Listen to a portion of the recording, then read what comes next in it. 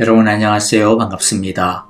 오늘도 주일 예배 드리는 우리 모든 성도님들 위해 크고 놀라운 우리 주님의 은혜와 십자가의 사랑이 가득 넘치시기를, 성령에 충만하신 은혜가 강물처럼 흐르시기를 간절히 기도하고 바랍니다.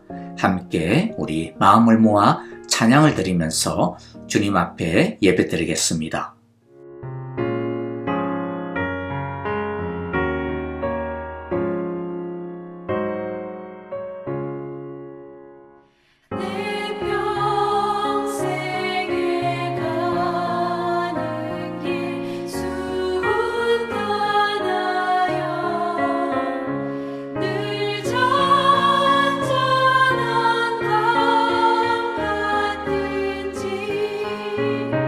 그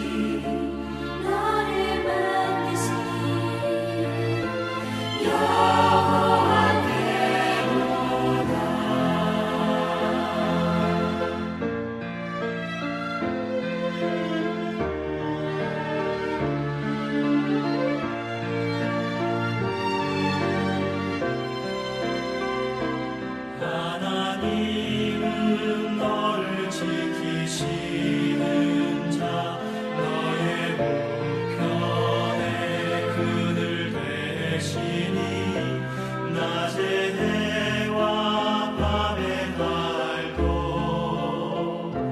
너를 해치 못하리. 하나님은 너를 지키시는 자 너의 환난을 면케하시니 그가 너를 지키시리라. 너의 주림을 지키시리라. 눈을 들어 산을 보아라. 너의 도움 어디서 오나. 천지 지으신 너를 만드신 여호와께로다. 눈을 들어 산을 보아라. 너의 도움 어디서 오나. 천지 지으신 너를 만드신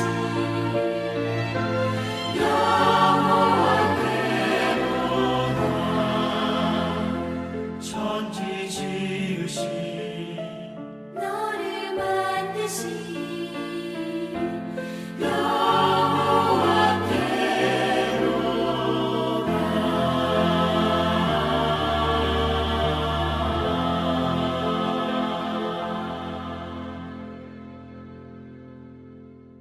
네, 하나님 그렇습니다. 우리 하나님은 저희들을 영원토록 지켜주시는 자이기에 이 아침에도 우리를 사랑하시고 은혜로우심으로 불러주셔서 9월 둘째 주 거룩한 예배의 자리에 나오게 하심을 참으로 감사합니다. 지난 한 주간도 눈동자같이 지켜주시고 우리 하나님의 보이지 않는 손으로 우리의 삶을 붙드시며 우리에게 위급한 상황이 올 때마다 지켜주셨음을 이 시간도 고백합니다. 하나님, 저희들이 세상을 상할 동안 믿음이 연약하여서 지은 모든 죄악들을 이 시간 우리 주님의 그 핀분의 십자가의 보혈을 덮여주시고 이 세상의 근심과 욕심으로 인하여 우리의 얼룩진 마음들을 정결케 하여 주시사 이 시간 온전히 주님 앞에 드리는 진정한 예배자로서 주님 앞에 진실을 주님 앞에 올려드릴 수 있는 예배자가 되게 하여 주시옵소서. 하나님 아버지 계절을 주관하셔서 또 이렇게 겨울께 가을을 주시고 이 세상 만물을 통하여서 열매 맺는 것을 보여주시니 참으로 감사합니다. 하나님 아버지, 이 아름다운 계절에 저희의 신앙도 아버지 하나님 더욱더 성숙해지기를 원합니다. 아버지 하나님, 성경을 사랑하고 말씀대로 아버지 살기로 힘썼던 청교도들의 그 신앙이 다시 우리의 마음속에 회복되어지기를 원합니다. 그들은 매일마다 가정예배를 드렸으며 아버지 하나님, 자녀들에게 여호와 경외하는 법을 가르쳤으며 아버지 하나님, 일터를 성교지로 삼아 그 최대의 일을 통해서 하나님 앞에 영광을 돌렸습니다. 하나님 또한 모든 유산을 자녀들에게 물려주기보다는 아버지 교회와 선교기관과 아버지 대학과 아버지 하나님 연구소에게 기증함으로써 하나님 나라를 이어갈 수 있는 그러한 아버지 하나님 회복의 시간을 가졌는데 이 믿음의 유산을 저희들에게도 이어질 수 있도록 굳건한 믿음을 더하게 하여 주시옵기를 간절히 원합니다. 특별히 이곳에 우리 사랑의 교회를 세우셔서 하나님 귀한 말씀으로 전파하게 하시고 아버지 교회의 사명을 다 감당하게 하시며 지금까지도 믿음 안에서 뿌리를 내게 하여 주심을 감사합니다. 우리 모든 성도들의 가정에 아버지 믿음의 열매가 아버지 있게 하시고 아버지 하나님 또 믿음의 고백이 있게 하여 주시어서 아버지 하나님 서로 사랑하며 하나 되는 교회가 되게 하여 주시옵소서. 우리 성도님들 아버지 외로운 자에게는 아버지 위로와 소망을 주시고 아버지 병약한 자에게는 아버지 치료의 강선을 바라여 주셔서 하나님의 때에 하나님의 기적이 일어나는 것을 볼 수 있도록 주께서 도와주시니 아버지 우리 교회에 들어와서 주의 계명된 교회를 섬기는 모든 자들 우리 주님 오실 때까지 변함없는 마음 없이 오직 이 교회에 충성하며 주님 앞에 사랑한 자녀로 남게 하여 주시옵소서. 우리의 아버지 자녀들 아버지와 아버지 믿음 안에서 잘 자라서 앞으로 소금과 직분의 역할을 잘 감당하고 있는 아버지 이 세대를 잘 가르쳐 주시고 키워 주시옵소서. 이 시간도 우리 사랑하는 목사님 이단에 세워져서 말씀을 전가합니다. 이 말씀을 우리의 마음을 찔러서 아버지 우리의 믿음의 열매가 있게 하여 주시옵소서. 모든 일들이 이 교회를 통하여서 이 둘레의 영광을 하나님 앞에 선보하는 교회가 되게 하여 주시옵소서. 모든 예배의 시종을 주님 앞에 올려드립니다. 순서마다 성령께서 기름 부으시줄 미사옵고 감사드리오며 우리 구주 예수 그리스도 이름으로 기도드리옵나이다. 아멘. 자, 이제 우리 함께 하나님의 말씀을 보겠습니다. 우리 약속과 성취 언약에 대한 내용, 우리 마지막 이 시간입니다. 벌써 마지막 시간입니다. 8번째 마지막 시간, 새 언약에 관한 말씀을 우리 함께 나누겠는데요. 예레미야서 31장 31절부터 35절까지 우리 함께 보도록 하겠습니다. 우리 같이 한 절씩 31절부터 제가 먼저 읽고요. 같이 교독합니다. 그때가 오면 내가 이스라엘 가문과 유다 가문에 새 언약을 세우겠다. 나 주의 말이다. 이것은 내가 그들의 조상의 손을 붙잡고 이집트 땅에서 데리고 나오던 때에 세운 언약과는 다른 것이다. 내가 그들의 남편이 되었어도 그들은 나의 언약을 깨트려 버렸다. 나 주의 말이다. 그러나 그 시절이 지난 뒤에 내가 이스라엘 가문과 언약을 세울 것이니 나는 나의 율법을 그들의 가슴 속에 넣어주며 그들의 마음판에 새겨 기록하여 나는 그들의 하나님이 되고 그들은 나의 백성이 될 것이다. 나 주의 말이다. 그때에 이웃이나 동포끼리 서로 너는 주님을 알아라 하지 않을 것이니 이것은 작은 사람으로부터 큰 사람에 이르기까지 그들이 모두 나를 알 것이기 때문이다. 내가 그들의 허물을 용서하고 그들의 죄를 다시는 기억하지 않겠다. 나 주의 말이다. 낮에는 해를 주셔서 빛을 밝혀주시고 밤에는 달과 별들이 빛을 밝히도록 정하여 놓으시고 바다를 뒤흔들어 파도가 소리치게 하시는 분, 그 이름은 만군의 주님이시다. 주님께서 이렇게 말씀하신다. 아멘. 같이 기도하겠습니다. 하나님 아버지 감사합니다. 오늘 우리들이 주의 이 은혜의 말씀 앞에 다시 한번 섭니다. 우리의 마음을 주님께 드립니다. 우리의 삶을 주님께 내어 맡깁니다. 주여 오셔서 오늘도 말씀 속에서 주의 사랑을 우리에게 가르쳐 주시고 주의 길을 우리에게 보여주시고 주의 능력을 우리에게 베풀어 주옵소서. 예수님 이름으로 기도합니다. 아멘. 예, 언약의 마지막 시간, 약속이라고 하는 것은 너무나도 중요하죠. 우리들이 오늘도 찬양 가운데서 정말로 시편의 121편의 말씀도 함께 나누었죠. 우리가 눈을 들어 주를 봅니다. 눈을 들어 산을 봅니다. 그렇게 고백할 수 있는 이유가 뭘까요? 베드로처럼 내가 주님을 따라갑니다. 그것이 나의 삶에 있어서 가장 큰 축복입니다라고 그렇게 감히 말할 수 있는 그 근거가 무엇일까요? 또 우리가 노래하였던 것처럼 내 평생 어떤 일이 있어도 아무리 험난하고 큰 파도가 일어날지라도 아무리 큰 죄가 우리를 덮을지라도 내 영혼은 평안합니다. 그렇게 말할 수 있는 도대체 근거가 무엇일까요? 나는 일어선다고 설령 우리 주님의 사랑의 약속이 우리 주님의 능력이 희미해지는 그런 순간이라도 나는 다시 일어설 수 있습니다라고 그렇게 말할 수 있는 근거가 무엇일까요? 우리에게 있지 않습니다. 우리가 잘났어도 아니고 우리가 앞으로 잘할 수 있어서도 아닙니다. 그것은 오직 하나님께서 우리를 지키신다. 주님이 우리를 버리지 아니하신다. 주님이 우리와 함께 하신다라고 하는 그러한 분명한 약속이고 또한 그 약속이 이루어졌기 때문에 그 주님의 사랑이 우리와 지금 늘 같이 하고 있습니다 라고 하는 분명한 실제가 있기 때문이죠. 자, 그래서 이 약속이라고 하는, 하나님의 약속이라고 하는 것은 너무나도 중요합니다. 우리의 약속은요, 사실 하고도 잊어버리고, 국가끼리의 약속도 오늘날 보면 어떻습니까? 분명히 어제는 사인하고 막 그랬는데 하룻밤 자고 나면 휴지 조각이 되고 맙니다. 하지만 하나님의 약속은 부도가 없습니다. 하나님의 약속은 절대로 패하는 법이 없습니다. 그 약속을 또한 이루시기도 하셨죠. 그렇기 때문에 오늘 우리가 함께 다루는 이 언약의 내용은요, 성경을 관통하는 굉장히 중요한 메시지였다, 또 메시지다라고 하는 것을 우리가 기억할 수가 있는 거죠. 언약에 있어서 가장 중요한 핵심을 이제 기억을 서서히 해야 됩니다. 가장 중요한 핵심은 뭘까요? 하나님이 우리를 복 주신다라고 하는 겁니다. 하나님이 우리에게 복 주시기를 원하신다. 하나님이 우리를 축복하시기를 원하신다. 하나님이 우리에게 사랑을 주시기를 원하신다. 하나님이 우리에게 은혜를 주시기를 원하신다. 긍휼을 베푸시기를 원하신다. 함께 하시기를 원하신다. 채우시기를 원하신다. 예비하신다. 동행하신다. 뭐 다 같은 말들입니다. 그걸 한마디로 말하면 뭘까요? 복입니다. 복. 하나님이 나를 복 주시기를 원하신다.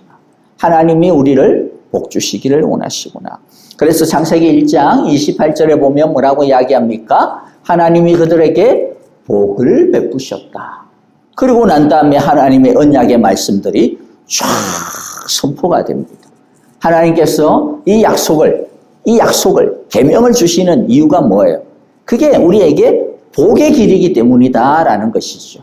그것이 바로 우리에게 하나님의 복을 주시는, 하나님의 복을 얻게 하는 길이기 때문이다라고 하는 것입니다.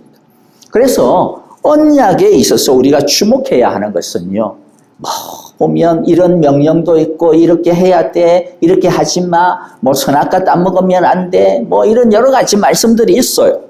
그럼 우리들은 자꾸만 언약 이러면 거기에 담겨져 있는 하나님의 어떤 명령들, 이렇게 안 하면 혼날 거야 라고 하는 그런 어떤 형벌들, 이런 것들이 자꾸만 떠올라요. 하지만 항상 기억하세요. 하나님의 약속은, 하나님의 언약에 있어서 우리가 주목해야 하는 것은 뭘까요? 명령 이전에, 형벌 이전에 뭐다? 이 언약을 베푸시는 하나님의 마음이다. 복의 마음이다.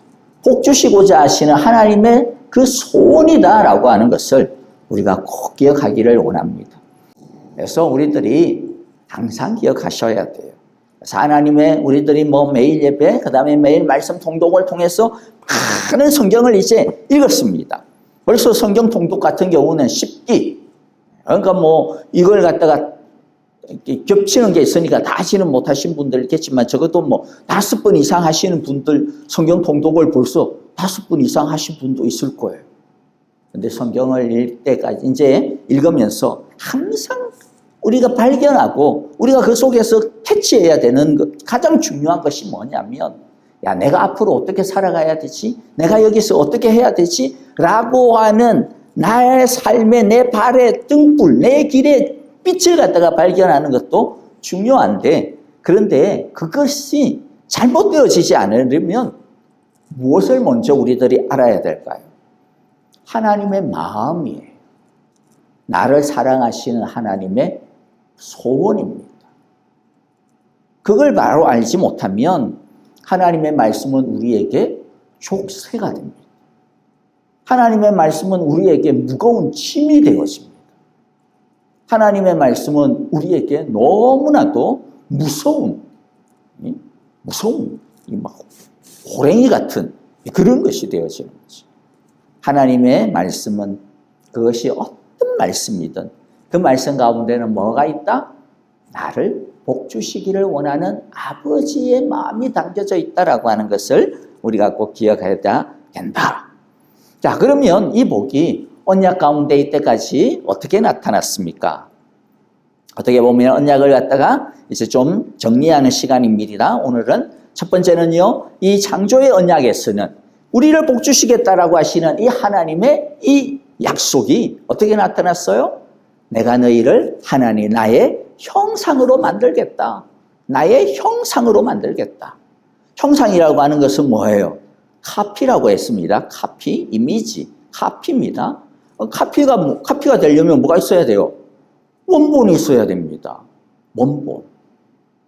하나님의 형상에 있어서 그래서 사실은 중요한 게 뭘까요? 앞에 붙어 있는 말이 중요해요. 하나님이 중요해요. 왜? 하나님이 원본이기 때문에. 내가 너희의 원본이 되어 주겠다라는 겁니다. 한마디로 말하면. 내가 너희의 원본이 되어 주겠다. 선악과의 언약에 있어서의 이 하나님의 복은 어떻게 나타났어요? 생명으로. 하나님이 우리를 흙으로 지어진 그 진흙덩어리에다가 우리의 코에, 우리의 입에 생기를 불어 넣으심으로, 하나님의 호흡을 불어 넣으심으로 우리가 생명이 되었습니다. 살아있는 존재가 되었습니다. 그러므로 결국에는 여기서도 중요한 것은 뭘까요? 진흙덩어리는 아무런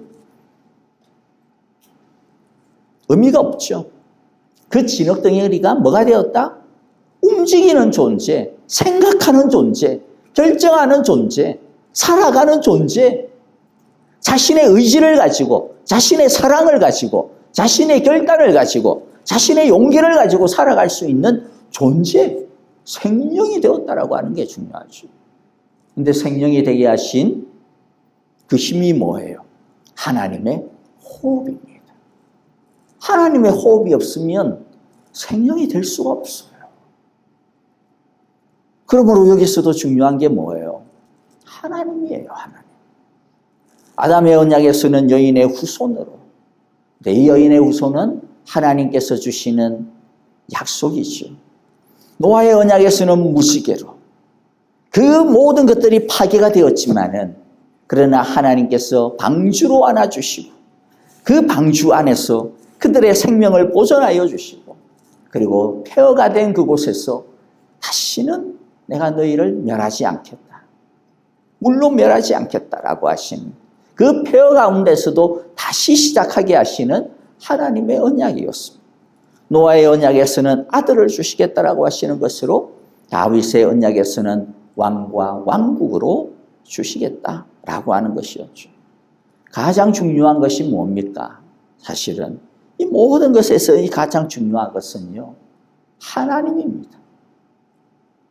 원본이 되시고, 호흡이 되시고, 아들을 주시고, 방주를 주시고, 품어주시는 하나님, 그 왕 되신 하나님이 가장 중요한 복이다라는 것이죠. 그 하나님의 통치 아래서 사는 것이야말로 복 중의 복이다. 하나님의 백성이 되어 하나님의 백성답게 살아가는 것, 이것이 바로 하나님의 언약의 복이다라고 하는 것입니다. 그러므로 여러분들, 하나님이 우리에게 복 주시기를 원하신대. 그럼 도대체 복이 뭘까? 딴 데서 복을 찾으면 안 됩니다. 하나님의 복, 가장 중요한 복은 뭐라고요? 하나님 자신인 거예요. 우리의 원본이 되시고, 우리의 호흡이 되시고, 생명이 되시고, 아버지가 되시고, 공급자가 되어주시는 그 하나님 자신, 왕이 되어주시는 하나님 자신이 바로 우리의 최고의 복임을 우리가 항상 기억하기를 원합니다. 삶을 살아가다 보면 여러 가지 부족함과 결핍이 있을 수밖에 없습니다. 어려움이 있을 수밖에 없습니다. 그런데 우리들이 그때는 자꾸만 우리의 어려움을, 우리의 결핍을 채우고 싶은 마음들이 생깁니다. 채워야 되죠. 또 하나님께서 우리의 그 기도를 들으시고 우리를 인도하시고 품에 껴안아 주십니다. 그러나 그것보다도 더 중요한 것은 뭘까요? 하나님이 주시는 떡고물보다도 더 중요한 것은 그 떡을 주시는 아버지 하나님이 중요하다라는 것입니다. 그러므로 여러분들, 이 언약의 삶에 있어서 가장 중요한 것은 이미 이루어진 복입니다. 하나님이 우리의 아버지가 되시고 하나님이 우리의 왕이 되어주셨어. 내가 이제 하나님의 자녀로 그 하나님의 품에 살아가고 있다라고 하는 사실이죠. 그리고 이 복에 있어서 중요한 것 또 하나가 있는데요. 자, 이 복은 그러면 어떻게 이루어지지라고 하는 거죠. 어떻게 우리의 삶 가운데 이루어지나? 우리가 이때까지 살펴본 게 뭡니까? 특별히 다윗의 언약에 있어서 중요한 것은 뭐예요? 한 아들을 통하여 한 후손을 통하여서 당신의 나라를 이루어 가시겠다라고 하는 이 약속이었습니다. 이 복은 한 여인의 후손으로 또 한 아들을 통하여 한 왕을 통하여 이루어지게 되었습니다. 바로 그가 예수 그리스도죠. 오늘도 우리들이 말씀을 통하여서 이 새 언약이 어떻게 이루어지는지 우리가 이제 곧 살펴보도록 할 것입니다. 자, 이제 우리들이요, 새 언약에 대하여서 살펴보려고 합니다. 자, 새 언약이라고 이야기했어요. 새 언약. 새 언약이라고 하는 것은 뭐겠어요? 뭔가 이전에 문제가 생겼다라는 거예요. 뭔가 이전에 문제가 생겼다. 자, 그래서 새 언약의 이전의 이야기를 우리들이 좀 살펴볼 필요가 있습니다. 사무엘하 7장 16절에 보면, 자, 이게 다윗의 언약이었어요. 사무엘하 7장 16절에 보면 이렇게 주님께서 말씀하셨습니다. 내 집과 내 나라가 내 앞에서 영원히 이어갈 것이며 내 왕위가 영원히 튼튼하게 서 있을 것이다. 자, 이게 하나님의 약속이었죠. 내 집과 내 나라가 내 앞에서 영원히 이어갈 것이다. 다윗의 나라가 영원히 이어갈 것이다. 다윗의 왕권이, 다윗의 왕조가 영원히 튼튼하게 서 있을 것이다. 자, 그런데 어떤 일이 벌어졌습니까? 자, 우리들의 언약을 생각하실 때에 하나님의 이 약속은요, 사실 모든 사람들에게 열려져 있어요. 누구든지 이 약속을 믿고 이 약속 안에 하나님이 나의 복입니다. 하나님이 나의 왕이십니다. 하나님이 나의 아버지가 되십니다라고 하는 것을 믿고 이 약속을 받아들이면 이 약속의 주인공이 되어집니다. 그런 의미에 있어서 이 복은요, 열려져 있어요. 하지만 하나님께서 이 약속을 이스라엘 백성들에게, 하나님께서 이 약속을 다윗의 왕조에게 하셨지만, 그러나 그 약속이 계속했어. 절대로 취소되어지지 아니하고 흐트러지지 아니하고 누구나 다 받을 수 있다, 그런 것은 아닙니다. 누구에게나 열려져 있는데, 누구든지 주인공이 되어질 수 있는데, 근데 반대로 누구든지 다 얻을 수 있는 게 아니에요. 이 무슨 말장난도 아니고, 그렇죠? 누구에게나 열려져 있는데, 예수님도 그렇게 이야기하셨죠? 예수님 자기 자신을 이야기하면서 요한복음 3장 16절에 보면 뭐라고 말씀하셨어요? 하나님이 세상을 이처럼 사랑하셔서 당신의 독생자를 주셨습니다. 즉 자기를 주셨습니다. 그래서 누구든지 나를 믿는 자는 누구에게나 열려져 있어요. 세상을 향하여 오셨어요. 하지만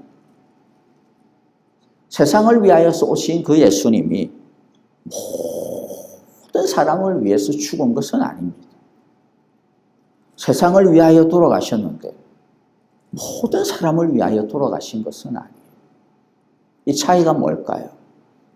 하나님의 사랑은 마치 햇빛과 같아.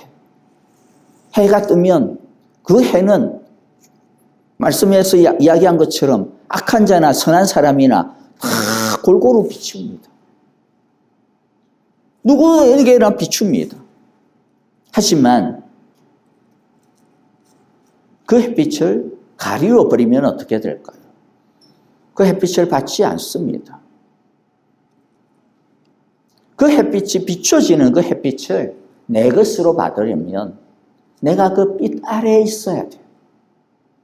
그러나 내가 그 빛을 피해버리면, 동굴 속으로 들어가 버리면 그 빛은 나에게 와닿지가 않습니다.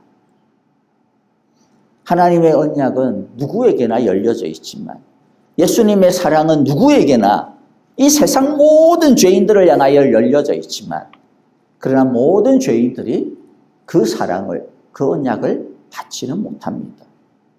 누가 받습니까? 믿는 사람이 받습니다. 믿는 사람이, 영접하는 사람이 받습니다. 이 약속을 붙드는 사람이 받습니다. 이 말씀이 나의 것이다, 나를 향하신 하나님의 복이다라고 하는 것을 진짜 마음으로 믿어 그것을 자기의 것으로 수용하는 사람이 받습니다. 그래서 하나님의 사랑은, 하나님의 이 언약의 빛은 모두를 향하여서 비춰지지만 오직 믿는 자만이 이 하나님의 언약을 실제로 진짜 누리며 살아갈 수 있다는 거예요. 사무엘하 7장 16절에서 말씀하신 이 약속은요, 다윗과 이스라엘을 향하여서 약속하신 하나님의 약속이었습니다. 하지만 이 약속은 어떤 사람이 이것이 진짜 하나님의 약속임을 믿고 진짜 하나님의 말씀임을 믿고 그 말씀 안에 헌신하면서 살아가는 자에게 적용이 되어지는 겁니다. 그 사람만이 이 열매를 먹고 살아갈 수가 있는 거예요. 사과나무에 아무리 열매가 많이 열려져 있으면 뭐합니까?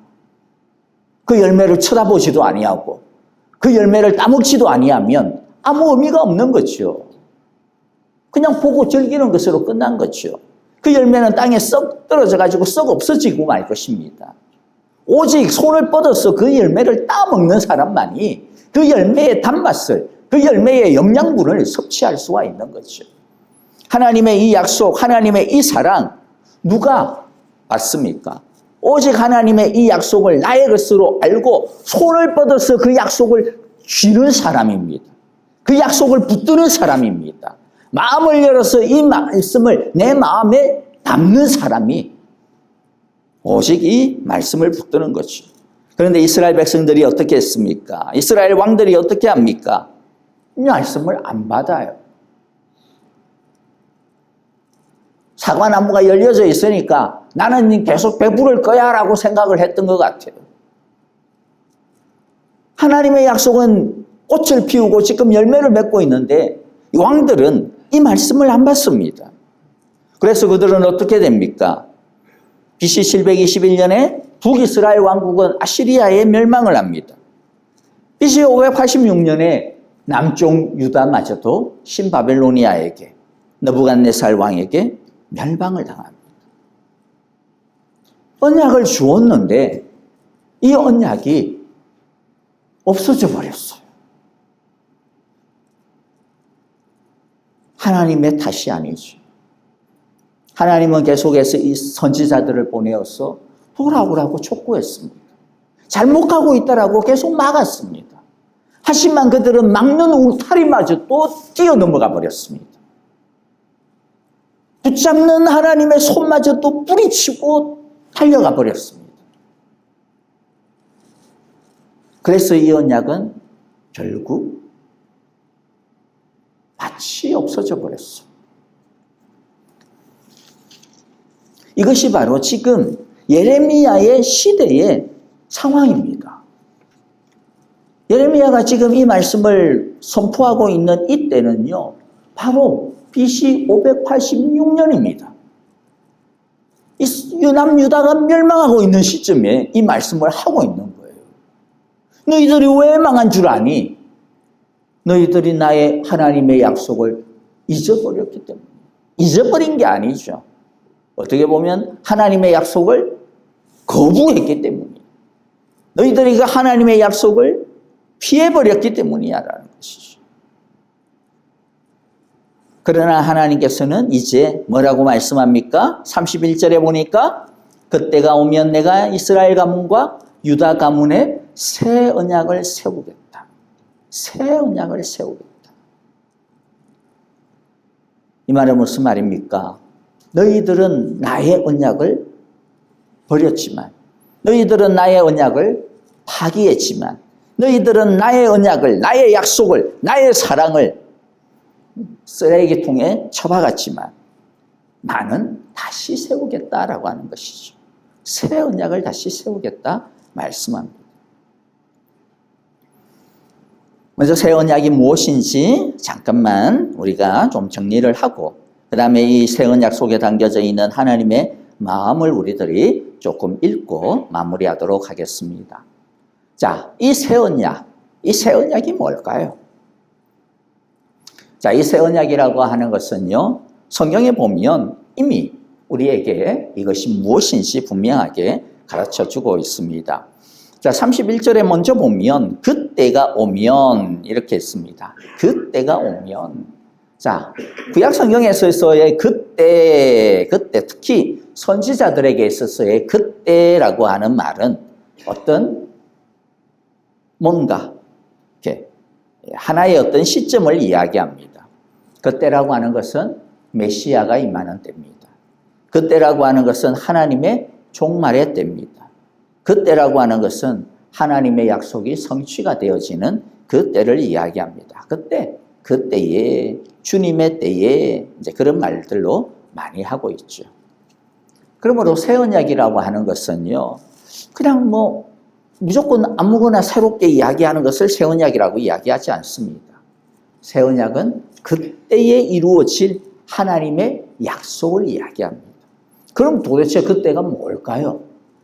자, 히브리서 9장 15절에 이 그때라고 하는, 이 새 언약이라고 하는 것에 대해서 이렇게 주님께서, 우리 하나님께서 답을 달아주고 있습니다. 우리 같이 한번 읽어봅니다. 히브리서 9장 15절입니다.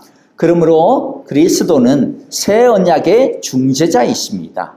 그는 첫 번째 언약 아래서 저지른 범죄에서 사람들을 구속하시기 위하여 죽으심으로써 부르심을 받은 사람들로 하여금 약속된 영원한 유업을 차지하게 하셨습니다. 자, 그러니까 뭐라고요? 누가? 그리스도가 누구예요? 예수님은 새 언약의 중재자이십니다. 새 언약을 중재하신다, 가져오시는 분이시다라고 하는 말이에요. 그러니까 이 새 언약은 결국 누구를 이야기하는 거예요? 예수님을 이야기하는 거예요. 지금 예레미야가 약속하고 있는 이 새 언약, 이것은 그냥 아무나 일으킬 수 있는 그런 것이 아니라 어떤 한 인물을 두고서 이야기하는 거예요. 그게 누굽니까? 구약 성도들의 입장에서 보면 메시아가 임하는 그때에 그 메시아가 가져올 하나님의 새로운 약속을 이야기하는 거죠. 그 메시아가 누구예요? 예수님이죠. 예수님이 새 언약의 중재자이십니다. 그러므로 새 언약은 결국 예수님에 대한 약속입니다. 딴 약속이 아닙니다. 예수님에 대한 약속. 예수님이 임하시면 이러이러한 것이 일어날 것이냐. 너희들이 이 예수님을 기다려야 돼. 하나님의 이 메시아를 기다려야 돼. 라고 하는 것이죠. 하나님께서 이때까지 여인의 후손으로 또는 아니면 한 아들로서 또는 아니면 한 왕으로서 약속하신 그 사람, 그 인물이 이제 그때 이루어질 메시아로 우리 가운데 약속되어지고 있는 거죠. 자, 그러면 오늘 말씀하고 있는 것 가운데서 새 언약의 내용들이 뭡니까?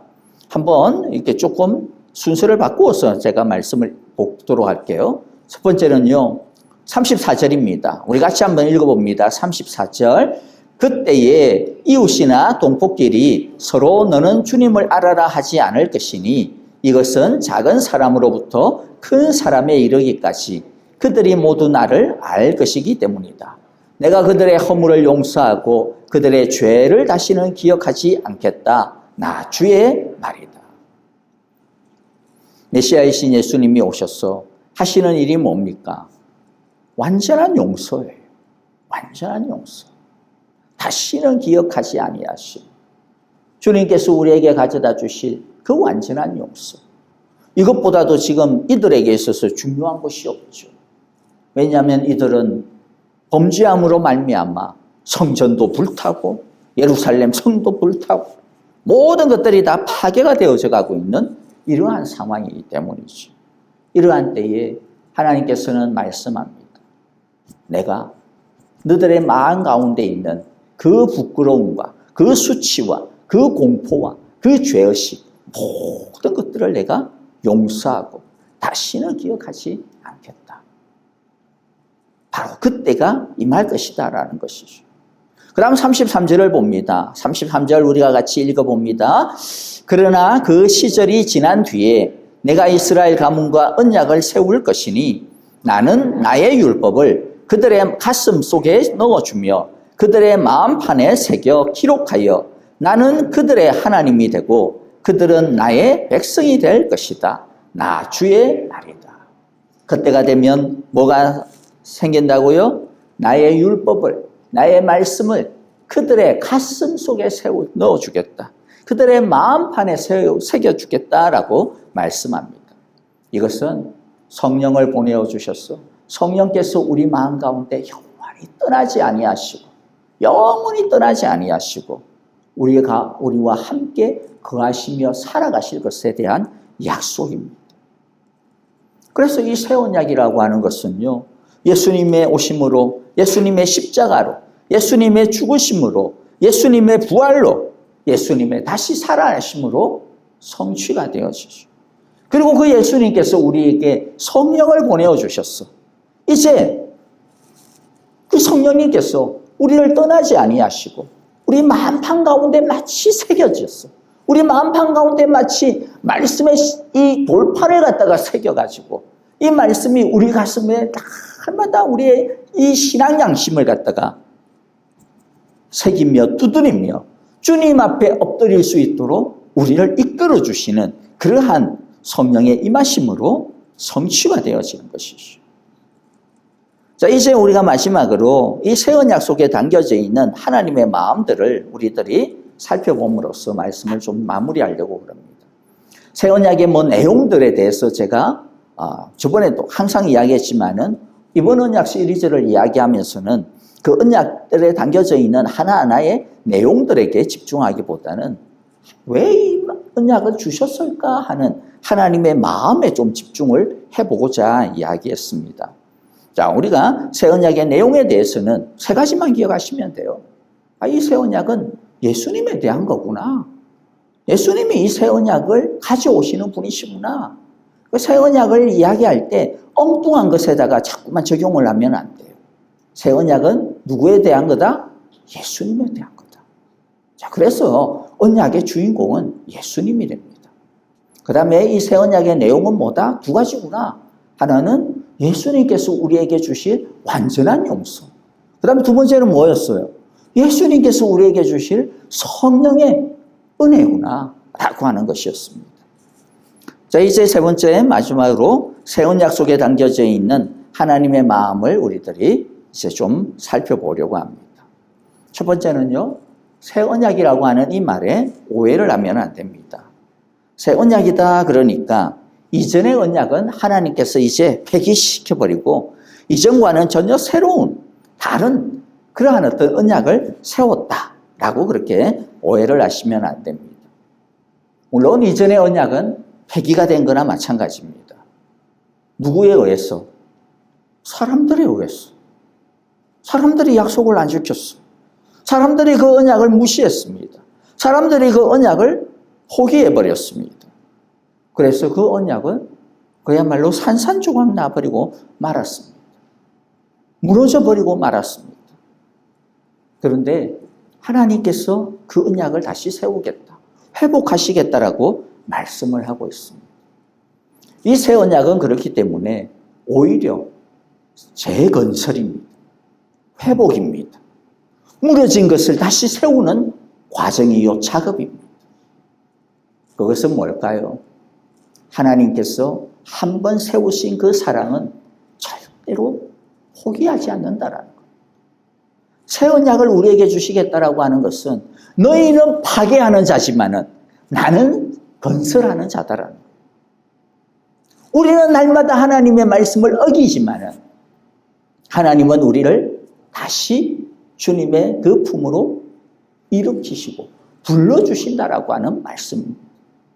우리는 날마다 하나님의 말씀을 곰팡이 쓸게 하고 지저분하게 만들고 먼지가루로 만들어버리지만은 그러나 하나님은 없는 것 가운데서도 모든 것들이 모든 하나님의 사랑과 모든 하나님의 소망과 모든 하나님의 그 말씀이 다 없어졌어. 어두운 밤이 되었지만은 그러나 다시 태양을 떠오르게 하시는 분이시다라고 하는 것을 우리에게 말씀하시는 거예요. 그래서 여러분들 새 언약이라고 하는 이 단어를 기억할 때마다 나를 새롭게 하시는 아버지, 나를 다시 새롭게 하시는 아버지.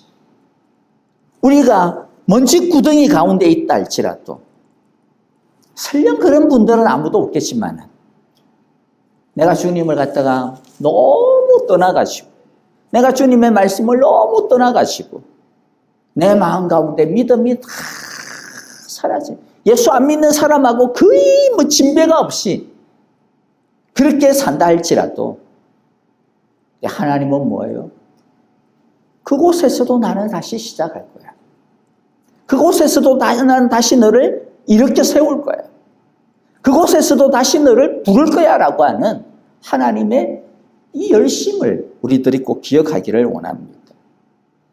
그래서 두 번째가 바로 뭐예요?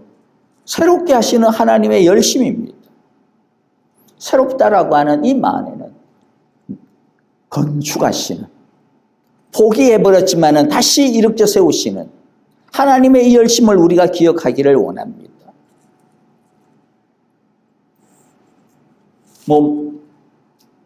제가 미국 많은 곳을 안 가봤지만 제가 미국 처음 와가지고 사실 충격을 받았던 장면 중에 하나가 있어요. 제가 미국에 처음 온 게 한 1995년이었나? 그때 지금은 다른 곳으로 옮겼다 그러는데 어디서 하는지 잘 모르겠어요. 옛날 그때는요, 미국에 한국으로 보면 IVF라고 하는 대학생 선교단체가 있는데, 거기 미국에 원래 IVEF인가 하는 그 단체가 하는 어바나 샴페인 컨퍼런스라고 하는 이 대학 청년들 이 선교 대회가 있습니다. 한 3년마다 한 번씩 열렸던 곳에 이제 제가 그때 이제 우리 사역자들과 함께 오게 되었었는데요. 어쨌든 거기 한 일주일간 이제 참석하고 그다음에 이제 친구들이 이제 미국에 있었기 때문에 친구들 방문을 하는 그런 시간들을 한 2주 정도 가졌어요. 그래서 첫 번째로 미시간 애나버에 있는 친구 집에 이제 방문을 했습니다. 그래서 친구 집에서 있다가 가니까 막 여러 가지 또 스케줄을 짜놨더라고요. 오랜만에 오는 게 촌놈을 위해 가지고 어디도 데리고 가고 그러는데 추워가지고 1월 달에 오니까 저는 다 귀찮고 이러는데 어쨌든 데리고 가는데 하루는 디트로이트로 데리고 갔어요. 디트로이트 가까우니까. 그럼 저도 상당히 기대를 했죠. 디트로이트 이러면 자동차의 고향 아닙니까? 그래가지고 뭔가 이게 기대를 하면서 대단한 갔는데 근데 제가 얼마나 충격을 받았는지 몰라요. 디트로이트로 이제 쫙 진입을 하는데 무서웠습니다. 야, 이거 진짜 미국 맞냐? 미국 맞아? 이거 진짜? 길에 불탄 건물들이, 유리창이 깨진 건물들이, 시커멓게 그냥 방치되어져 있는 건물들이 얼마나 많은지 모르겠어요. 지금도 모르겠어요. 디트로이트. 저도 지금도 디트로이트 못 갑니다. 그때 그 기억이 너무 강렬해가지고, 너무 무서워가지고, 진짜 또 지하 주차장에서 아주 무서운 일을 당할 뻔도 했거든요. 내가 그걸 보면서, 아니, 왜 미국은 저 불탄 건물을 갖다가 저렇게 방치를 하고 있을까? 저 유리창 깨진 저 건물을 왜 방치를 하고 있을까? 저러니 그렇죠. 방치가 되어져 있는 건물이 있으니 더 그냥 사람들도 이렇게 아무렇게나 하지 않겠습니까? 그런데 우리의 삶이 때때로는 그럴 수 있어요. 허물어지고 깨어지고 곳곳에 불이 나가지고 곳곳에 그냥 깨어진, 더러워진, 더럽혀진 그러한 우리들의 마음이 있을 수 있고 우리의 삶이 그럴 수도 있습니다. 근데 하나님께서 새 언약을 통하여서 말씀하시는 거예요. 뭐예요?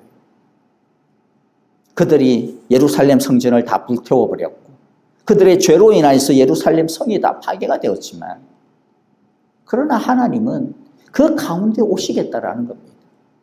그 가운데서 다시 시작하시겠다라고 하는 것이죠. 저와 여러분들의 삶에 지금 모습이 어떻는지 모르겠습니다. 어느 곳에서는 유리창이 깨졌을 수도 있고 어느 곳에서는 불이 탄 건물 잔해더미가 우리 가운데 남아있을 수도 있고 내 삶 어느 곳에서는 나도 이제는 모르겠다라고 하고 방치해버린 이때까지 뭐 그렇게 살아왔는데 뭐 어떻게 해? 난 몰라? 뭐 그건 뭐 이제는 더 이상 건드리지 말자라고 우리들이 그렇게 내버려 두고 있는 우리들의 어떤 인격과 기질과 내 삶의 상처들이 있을 수도 있습니다. 하지만 주님께서는 뭘 하겠다는 거예요? 내가 그거 다시 세우겠다라는 거죠. 내가 그거 다시 이렇게 세우겠다라는 겁니다. 그곳에 내가 임하겠다라고 하는 것이죠. 내가 그곳에 찾아갔어. 그 쓰레기들을 다 걷어가지고 당신의 십자가 앞에 다 묻어버리겠다라는 것이죠. 그 모든 먼지더미들 다 걷어가지고 주님의 그 성령의 그 보혈로 그 주님의 그 성령의 물로 다 정결하게 씻어버리고 주님의 성령의 불로 다 태워버리겠다라고 하시는 약속이고 열심인 겁니다. 너희들은 폐허 가운데 주저앉아가지고 아무것도 못하고 있을지 몰라도 나는 너희들 가운데 찾아왔어. 너희를 일으켰어. 다시 건축하게 하고 너희들의 발에 너희들의 손에 힘을 일으켰어. 너희의 삶을 다시 일으켜 세우도록 할 거야. 그래서 너희들이 나의 나라가 되게 하고 너희들이 나의 왕자들이 되게 하고 너희들이 나의 아들로서 제대로 살아가게 하겠다라고 하시는 말씀이고 약속인 것이죠. 그러므로 예수 그리스도를 통하여서 이루어지는 이 새 언약, 주님의 보혈 가운데 있는 이 새 언약, 우리 마음 가운데 오신 이 성령님을 통하여서 이루어지는 이 새 언약을 꼭 기억하기를 원해요. 그래서 여러분들 혹시라도 이건 안 되지, 이건 몰라. 사실 저도 그런 것들이 있어요. 뭐 이때까지 이렇게 살아왔는데 뭐 건드려봐야 힘들기만 하지. 건드려봐야 뭐 괜히 또 먼지만 날리지. 차라리 그냥 가만히 내버려 두는 게 더 나을지도 몰라. 그렇게 생각하는 것들이 있지 않아요? 그러나 그런 것들을 주님께서 하나님께서 다시 세우겠다라는 겁니다. 그리고 이 새 언약에 있어서의 마지막은 이게 뭐예요? 포기하지 않는다라는 겁니다. 나 주의 말이다. 나 주의 말이다. 나 주의 말이다. 왜 4번이나 5번이나 반복해서 계속해서 이 말씀을 하실까요? 나는 너희를 포기하지 않는다. 나는 너희를 보지 않는다. 나는 너희를 무너진 너희를 나는 보지 않는다라는 거예요. 나는 나의 말을 기억한다. 나는 나의 약속을 기억한다. 내 스스로가 기억한다. 그리고 나는 나의 마음을 기억한다. 나는 나의 뜻을 이룰 것이다 라고 하시는 하나님의 포기하지 아니하시는 열심이죠. 주님께서는 우리를 결국에는 당신이 우리가 포기하지 아니하시는 하나님의 그 약속을 붙들고 그 하나님 안에 들어가는 순간 그 하나님의 손에 우리 자신을 내어 맡기는 그 한에 있어서는 우리의 삶도 포기가 되어지지 않을 겁니다. 우리의 인격도 우리의 이 모난 부분들도 정말로 실은 아무렇지도 않게 살아가지만은 그러나 너무나도 끔찍한 우리들의 모습. 하지만 주님께서는 포기하지 않아요. 새롭게 하시고 깨끗하게 하시고 정결하게 하시고 그리고 또한 완전하게 하시고 우리가 포기하지 않으면 주님의 그 보혈의 손을 붙들면 우리 안에 계시는 그 성령님을 우리들이 계속해서 묵상하고 따르면 그 주의 성령을 따라서 우리들이 한 걸음 한 걸음 나아가기만 하면 나는 너를 포기하지 않는다. 포기하지 아니하는 나의 이 손을 붙잡으라 주님께서 말씀하고 있습니다. 여러분들 언약에 대한 말씀 어땠습니까? 사실 8가지의 이 언약이었지만은 이 언약의 당사자들은 날마다 실패했습니다. 이 언약의 당사자들은 늘 무너졌습니다. 하지만 무너질 때마다 하나님께서는 다시 오셔서 다시 약속을 주시고 다시 일으키시고 다시 그들과 함께 시작을 하셨습니다. 그 약속이 예수 그리스도를 통하여 우리 가운데 이제는 영원히 포기되어지지 아니하고 무너지지 아니하시는 사랑으로 용서로 함께 하심으로 우리 가운데 열매 맺고 있습니다. 저와 여러분들도 새 언약의 주인공이 되시는 이 예수님, 새 언약의 주인공이 되시는 이 예수님을 날마다 붙들고 이 예수님이 주신 성령님 속에서 날마다 주님의 포기하지 아니하시며 날마다 새롭게 하시며 날마다 우리를 긍휼로 베풀어 주시는 이 하나님의 열심 속에서 살아가는 저와 여러분들이 다 되어지시기를 주님의 이름으로 축복하며 기도합니다. 함께 기도하겠습니다. 자, 오늘 우리에게 주신 이 말씀들 기억하시면서요. 여러분들 딴 거 기억 안 해도 돼요. 새 언약 이 한 단어만 기억하셔도 돼요. 새롭다. 주여 나를 새롭게 하옵소서. 주여 나를 새롭게 하시니 감사합니다. 오늘도 새 은혜를 주시니 감사합니다. 내일도 새롭게 우리를 찾아와 주시니 감사합니다. 날마다 나를 새롭게 하시니 감사합니다. 이거 하나만 그냥 기억하세요. 새롭다. 주여 새롭다. 주님, 오늘 우리 말씀 마음 가운데 새기면서 우리 함께 기도하고요. 결단할 것 결단하는 헌신의 시간 되어지기를 바랍니다. 다 같이 기도합니다.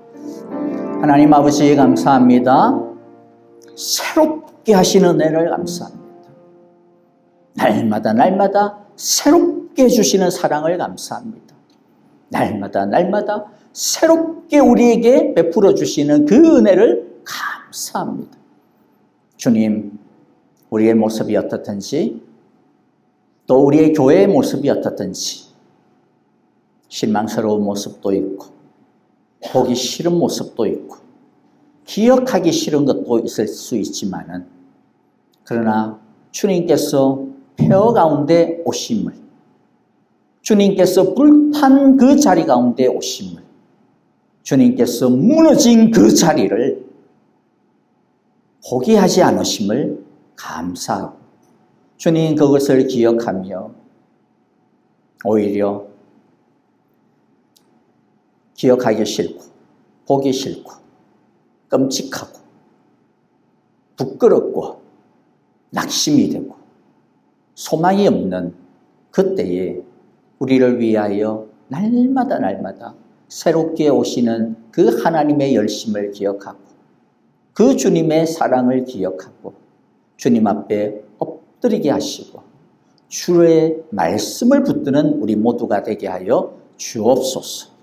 그리하여 성령 안에서 다시 회복되어지고 다시 건설되어지고 그리고 또한 완성되어지는 우리 모두가 되게 하옵소서. 예수님 이름으로 기도합니다. 아멘. 이제는 우리 주 예수 그리스도의 그 신은혜와 하나님 아버지의 귀하신 사랑하심과 성령님의 인도하시며 늘 동행하여 주시고 떠나지 아니하시는 신실하신 그 사랑이 이제 우리의 모습이 어떻든지 간에 나는 너를 새롭게 하고야 말 거야. 우리의 삶이 아무리 어렵고 설령 폐허 가운데 있다 할지라도 야, 너 포기하지 마. 나는 너를 포기하지 않아. 나는 너를 다시 새롭게 할 거야. 나는 다시 너를 나의 아들로, 나의 왕자로, 나의 집으로 만들고야 말 거야. 예수 그리스도의 그 보혈로 우리를 붙잡으시고 성령의 그 은혜 가운데 우리를 붙들으시는 그 주님의 사랑, 그 주님의 새 언약을 믿고 날마다 나를 새롭게 하소서, 날마다 나를 새롭게 인도하소서, 날마다 나를 새 사랑 가운데 새 은혜 가운데 거하게 하소서. 이 기도의 마음으로 주님을 바라보며 사랑하며 새롭게 하실 그 은혜를 소망하며 주님 앞에 날마다 나아가 엎드려 주님의 사랑을 붙드는 함께 예배한 우리 사랑의 교회 온 교우들과 온 가정과 온 자녀들과 온 믿음의 발걸음들 위해 이제로부터 영원토록 함께 계시기를 축원하옵나이다.